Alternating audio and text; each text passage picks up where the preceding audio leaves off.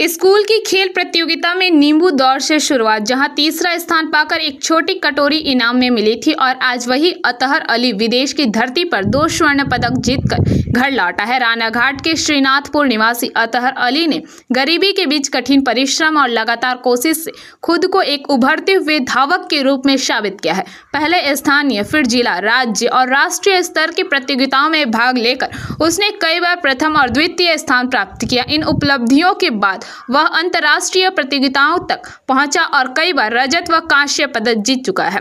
इस बार पहली बार विदेश में नेपाल के पोखरा में आयोजित दौड़ प्रतियोगिता में उसने 400 मीटर और 200 मीटर रेस में स्वर्ण पदक जीतकर भारत का नाम रोशन किया।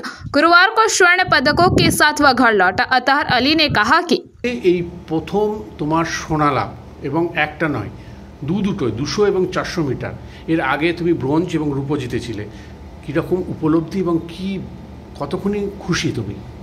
আমি তো ভীষণ খুশি। প্রথমবার যখন আমি নেপালের পোখরাতে যাই, তো তখন আমার ফার্স্ট ইভেন্ট ছিল 400 মিটার। নেপালের টাইম ছিল 5:20 বা 30 হবে। তো সেই টাইমে আমার 400 মিটারটা ছিল। তো আমার সঙ্গে 8টা কান্ট্রি পার্টিসিপেট করেছিল।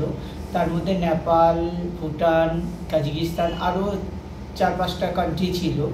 তো আমার খুব ভয়ও লাগছিল এবং আমি একটা শপথ নিয়েছিলাম যে আমি যখন ভারতীয়, ভারত মায়ের সন্তান, তো আমি কখনোই হারবো না, আমি সফল হয়েই ভারতে ফিরবো।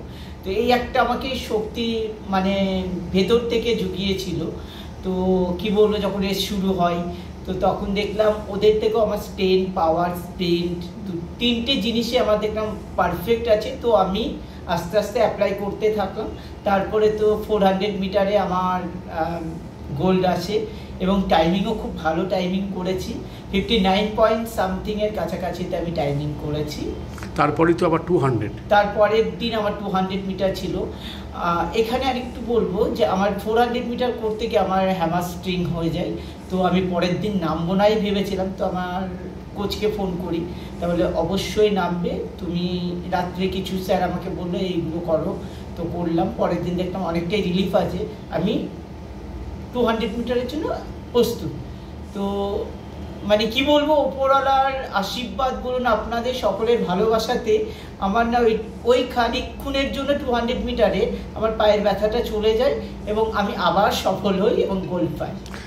তুমি যে এটা কাকে উৎসর্গ করবে?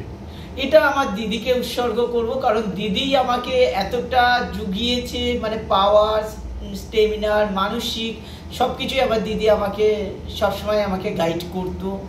ভবিষ্যতে নতুন প্রতিভা বা প্রতিভাদের জন্য কি বলবে? সব থেকে আগে বলবো, যারা আমাদের আপকামিং বাচ্চারা আছেন বা ছেলেমেয়েরা আছেন যারা মোবাইলের দিকে যাচ্ছেন, আমি বলবো তোমরা কখনোই ওই দিকে না গিয়ে তোমরা 1 ঘন্টা করে মাঠে আসো। Bureau report, PBTV news.